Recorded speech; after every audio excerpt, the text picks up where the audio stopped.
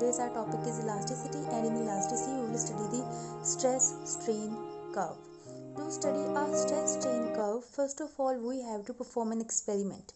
और इस एक्सपेरिमेंट में कुछ इस तरह का एक्सपेरिमेंट होता है that suppose we are having a sport, और स्पोर्ट के साथ हम कुछ वायर हैंग कर देते हैं, और इस वायर को स्ट्रेट रखने के लिए और इसकी लेंथ को ऑब्ज़र्व करने के लिए और फिर लेंथ में एक्सटेंशन को ऑब्ज़र्व करने के लिए हम यहाँ पर कुछ लोड भी हैंग कर देते हैं। अब एक्सटेंशन कितनी है और लेंथ कितनी है ये सब कुछ मेजर किया जा सकता है with the help of a scale, जो इस पूरी वायर के बिल्कुल साथ में जो अटैच किया गया है। Now this is the original length of the wire, और ये कुछ यहाँ से लेकर यहाँ तक ऑब्जर्व की जा रही है, and we can name it as L. जैसे ही आप इस वायर के साथ हैंग हुए लोड को मज़ीद इंक्रीज़ करेंगे, कुछ और लोड हैंग कर देंगे, सपोज़ कि ये वायर जो है अब इतनी नहीं है बल्कि कुछ एक्सटेंड होकर जो है वो इतनी लेंथ शो कर रही है। Now this is the new length. आप देख सकते हैं कि ओरिजिनल लेंथ में और न्यू लेंथ में this is the difference, this is the change in the length observed in the length of the wire due to the increase of the weight that is hanging with the wire. अब कितना load increase किया जा रहा है और साथ में कितनी एक्सटेंशन ऑब्जर्व की जा रही है, we can show the proportionality between the stress that is applied in the form of the weight and the strain that is observed in the length of the wire with the help of a graph or with the help of a curve, and this graph is drawn between the stress and the strain. Now the stress is will be plotted along the y-axis. Here we will plot the stress that is noted by the sigma, and on the x-axis we will plot the strain. As you know, the stress unit is Newton per meter square, and this strain is unitless. First of all जैसे जैसे wait increase होता जाएगा extension भी increase होती जाएगी, and we will have a straight line graph, और ये straight line graph ये शो कर रहा है कि स्ट्रेस अप्लाइड और स्ट्रेन प्रोड्यूस में एक डायरेक्ट प्रोपोर्शनैलिटी है। We will represent this line with O A, this point is given the name of A. फिर जैसे ही आप मज़ीद लोड अप्लाई करेंगे आपके पास जो है प्रोपोर्शनैलिटी बिल्कुल स्ट्रेट नहीं रहेगी, you will have like this curve. Now we'll get a point B. अब यहाँ पे प्रोपोर्शनैलिटी कुछ डिस्टर्ब हो चुकी है। अब अगर आप मज़ीद लोड अप्लाई करेंगे तो कुछ ग्राफ जो है वो आप देख सकेंगे कि थोड़ी सी स्ट्रेस अप्लाई करने से स्ट्रेन जो है वो ज़्यादा प्रोड्यूस हो रहा है। You can see from this graph थोड़ा सा स्ट्रेस अप्लाई किया गया, यहाँ से लेकर यहाँ तक थोड़ा सा स्ट्रेस मज़ीद बढ़ाया गया है, जबकि स्ट्रेन में काफ़ी ज़्यादा इंक्रीज़ आपको नज़र आ रहा है। We will be having a point C over here, और यहाँ पर जहाँ पर मैक्सिमम स्ट्रेस अप्लाई कर रहे हैं किसी भी चीज़ के टूटने से पहले, तो this will be known as the point D. अब अगर आप यहाँ से मज़ीद आप स्ट्रेस अप्लाई करते हैं तो थोड़ा सा स्ट्रेस इंक्रीज़ होगा, but you will be having a drastic increase in the strain, और at this point the thing or the wire that will be break into two pieces at least. So now we can define or we can elaborate this curve. This curve is known as a stress strain curve. This curve is having different parts. First of all, we will discuss the part from O to A. This part is known as the region in which Hooke's law is obeyed. Hooke's law is obeyed. Now, first of all, what is Hooke's law? Hooke's law states that there is a direct proportionality between the stress and strain in within the elastic limit. This OA is showing the elastic limit region. This means that कि अगर आप stress को increase करते हो up to point A, और इस point पे लाकर फिर आप जो apply किया गया stress है उसको remove कर दोगे, then the thing will go back to its original shape or the original position. This point, this region from O to A is known as the elastic region, और यहाँ तक अगर आप स्ट्रेस को रिमूव कर दोगे तो चीज़ वापस अपनी ओरिजिनल पोजीशन में चली जाएगी, and this is actually the Hooke's law. Hooke's law states that the stress that will be directly proportional to the strain within the elastic limit. अब अगर आप स्ट्रेस थोड़ा सा इसको हम इलास्टिक लिमिट भी बोलते हैं, but we are having another point B over here also. अगर आप स्ट्रेस को थोड़ा सा और इंक्रीज़ करते हो तो आप इस पॉइंट बी तक पहुंच जाओगे। ये यहाँ पर हुक्स लॉ को ओबे तो नहीं कर रहा है, because you can see clearly कि यहाँ पर डायरेक्ट प्रोपोर्शनैलिटी नहीं है between stress and strain. But again अगर आप बी तक लाकर भी अपनी अप्लाइड फोर्स को या स्ट्रेस को रिमूव कर दो तो चीज़ वापस अपनी ओरिजिनल पोजीशन में चली जाती है। तो यहाँ तक इस पॉइंट बी तक we call this point from O to B, this is known as the elastic region। और यहाँ तक हम कह सकते हैं कि ये इलास्टिक रीजन है या ये इलास्टिक लिमिट है, या हम ये भी कह सकते हैं कि O से B तक आपके पास इलास्टिक डिफॉर्मेशन आती है। This is known as elastic deformation. Elastic deformation is a type of the deformation कि अगर आप यहाँ तक लाकर भी अप्लाइड फोर्स को रिमूव कर दो तो चीज़ वापस अपनी ओरिजिनल पोजीशन में चली जाएगी। अब हम इस कर्व को थोड़ा सा जो है वो आगे तक स्टडी करते हैं। अब आपने बी तक पहले स्ट्रेस अप्लाई किया था, रिमूव कर देने से चीज़ वापस जा सकती है, लेकिन अगर आप थोड़ी सी वैल्यू को बढ़ा दो तो आप देखेंगे कि थोड़े से स्ट्रेस इंक्रीज़ करने से अब आपके पास स्ट्रेन की वैल्यू ज़्यादा इंक्रीज़ होती जा रही है। ज़्यादा से ज़्यादा आप जो है वो वैल्यू आप स्ट्रेस की वैल्यू इंक्रीज़ करते जाएं, then you will be having a point D. This point D is known as the maximum value of the stress that a thing can withstand। this is known as the maximum value of the stress। ये maximum value है, अगर इसे मज़ीद stress apply किया जाएगा तो चीज़ जो है वो टूट भी सकती है। this D to E part is showing the fracture point। this E point is known as the fracture stress कि E point के ऊपर चीज़ जो है वो टोटली ब्रेक हो जाएगी। लेकिन B से लेकर D तक के पाथ में अगर जाते हुए ये जो पूरा पार्ट है, इस दरमियान में अगर कहीं भी आप अपनी अप्लाइड फोर्स को रिमूव करेंगे then the thing will not go back to its original shape और द ओरिजिनल पोजीशन। तो यहाँ से ओ से लेकर बी तक के पार्ट को अगर हमने इलास्टिक लिमिट बोला है, then this part from B to D, this part from B to D, this is a region of the plastic deformation. Plastic deformation means permanent deformation. अब आप फोर्स को रिमूव करने से या स्ट्रेस को remove करने से चीज़ को वापस उसकी ओरिजिनल शेप में या ओरिजिनल पोजीशन में नहीं लेके जा सकते। हम सपोज करते हैं कि हमने बी पॉइंट से स्ट्रेस को इंक्रीज़ करना शुरू किया और हम कुछ पॉइंट सी तक पहुँचे। अगर आप सी तक पहुँचने के बाद आप स्ट्रेस को रिमूव कर देते हैं तो चीज़ वापस इसी पाथ को ऑब्जर्व नहीं करेगी। It will not the thing और द मटेरियल और the wire that will not retrace this path and it will adopt a new path. और वो कैसा पाथ होगा? वो कुछ ऐसा पाथ होगा that we can obtain this path by drawing a curve that is parallel to this curve. और ये जो पाथ है this will show the new curve. हम कहते हैं कि अगर हमने इलास्टिक लिमिट को क्रॉस किया, जितना हम आगे जाएंगे, जहाँ पर जाकर हम अप्लाइड फोर्स को रिमूव करेंगे, the thing will not retrace its path, it will adopt a new path. और यहाँ पर ये जो पाथ है दिस थिंग शोज़ कि अगर पास इतना स्ट्रेस है then corresponding to that you will be having a strain like this. यहाँ पर जितना स्ट्रेस है the strain will be this. और अगर आपके पास ज़ीरो स्ट्रेस है तो आपके पास स्ट्रेन की वैल्यू जो है वो आपके पास इतनी आ रही है।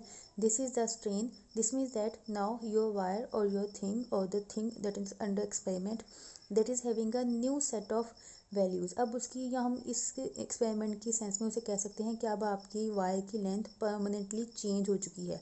और कितना चेंज आया आपके पास वो यहाँ पर ओ से लेकर हम सी डैश पॉइंट तक हम शो कर सकते हैं that you are having this change. So this point C is known as, ये पॉइंट सी जिस पर हमारे पास एक नई सेट ऑफ वैल्यूज़ आपको मिल रही हैं, this point C is known as the yield point. From point B to D you are having a plastic deformation.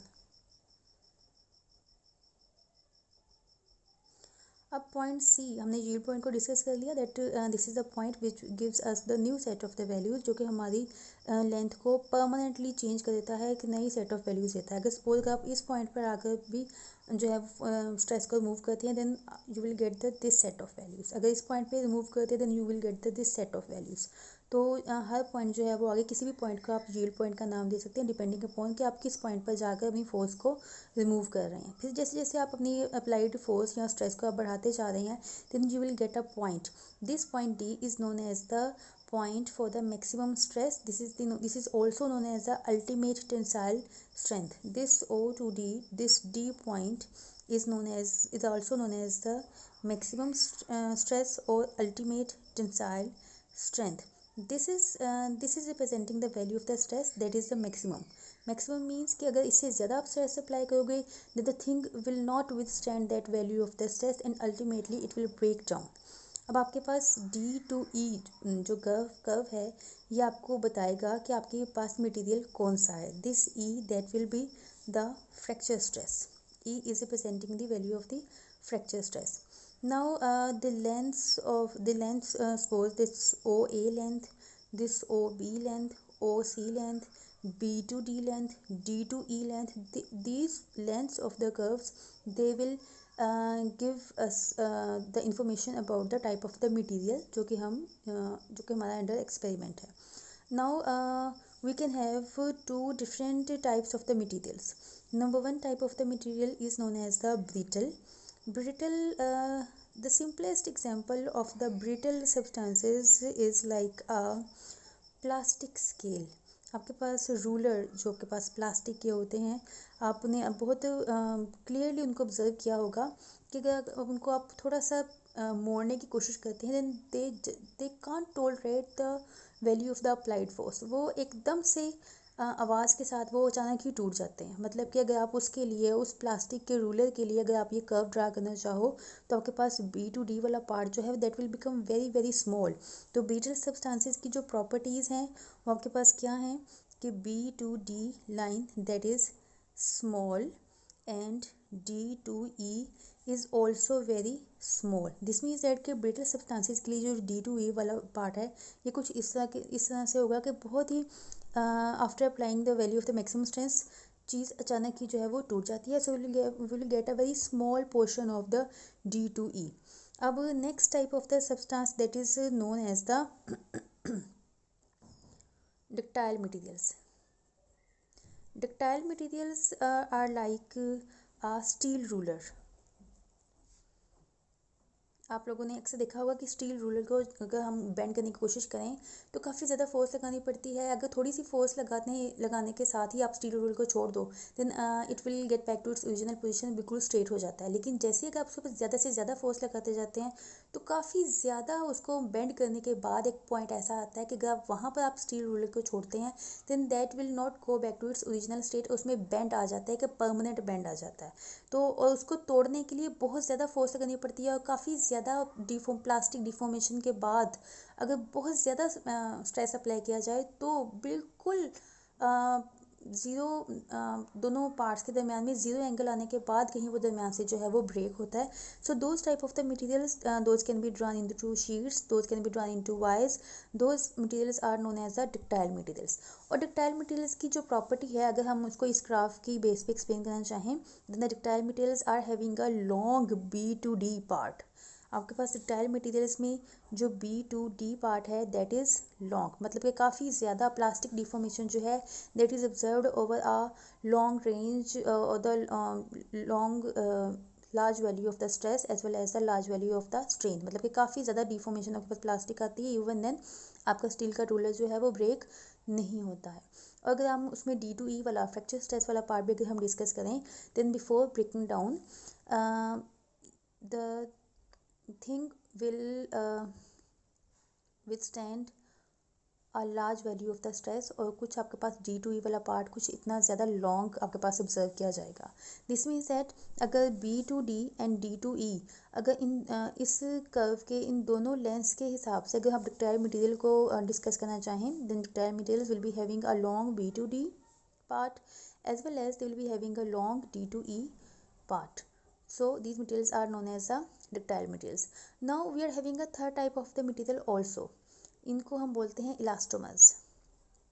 These are known as elastomers and elastomers are actually referring like rubbers. They are अगर हम rubber को suppose they we are having a rubber band आप उसके ऊपर थोड़ी सी force apply करते हैं but आपको एक्सटेंशन बहुत ज़्यादा मिलती है. This mean that the value of the stress that is very very small but the strain that is observed under the effect of the stress that is very very large. और फिर जैसे ही आप stress को remove करते हैं think suddenly go back to its original shape.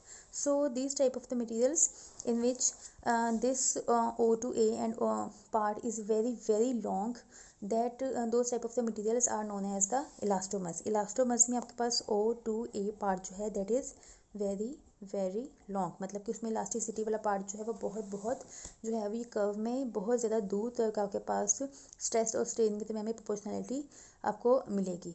Those materials are known as the elastomers. So students, we are having some important points over here. This again I am repeating, this O to A, this region is obeying the Hooke's law. This is known as the, this A point is known as the proportional limit because we will lose the proportionality beyond the point A.